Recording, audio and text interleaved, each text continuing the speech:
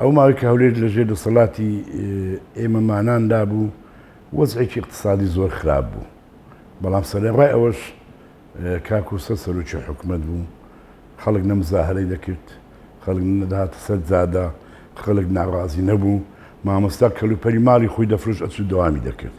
فەرمانبەر کەلوپەری ماڵی خۆی دەفرۆشت ئەچوو دەوامی دەکرد.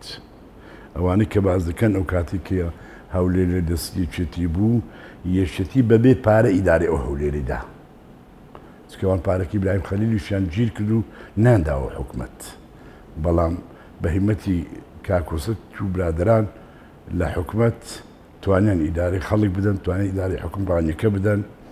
هەتا ئەوەی ڕۆژێ پارتی نەیتوانی خۆی بێتەوە هەولێر. هێرشێکی زۆر بەرفرەوانی کرد لە 27 سێ لەو هێرشەش تێکشکا، زۆر خراپش تێکشکا. تێگەیشتەوە کە جایشتر ئەو هەولێری بۆ ناژیرێتەوە، پەنای بردە بەر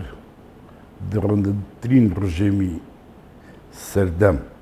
کە حکومەتی بەعز بوو، ئەو بەعسەی کە 182,000 کوردی ئەنفار کرد، ئەو بەعسەی کە 7,000 بارزانی ئەنفار کرد، ئەو بەعسەی کە بە چەکی کیمیایی لە هەموو کوردستانیدا بەس لە هەڵەبجە 5,000 کەسی شەهید کرد، ئەو بەعسەی کە بە هەزاران ڕۆڵەی ئێمەی لە زیندانەکانی خۆیدا لە سێدارەدا، ئەو بەعسەی بە ئاگر و ئاسن دژی هەموو شۆڕشی کردو لە کوردستانە کە باچی بەوە نەبوو کورد لە بۆتەی عەرەبدا بتوێنیتەوە. پارتی ئەوەی ڕۆژێ دەستی بۆ ئەو شتە خەتەرناکە برد لە پێناو چی؟ تەنها لە پێناو ئەوەی کە خۆی ببێ بە حاکمی وڵات، خۆی ببێ بە دەسەڵات، خێر و بێری وڵات بخاتە گیرفانەکەی خۆی، پەنای بۆ حزبی بەعز برد.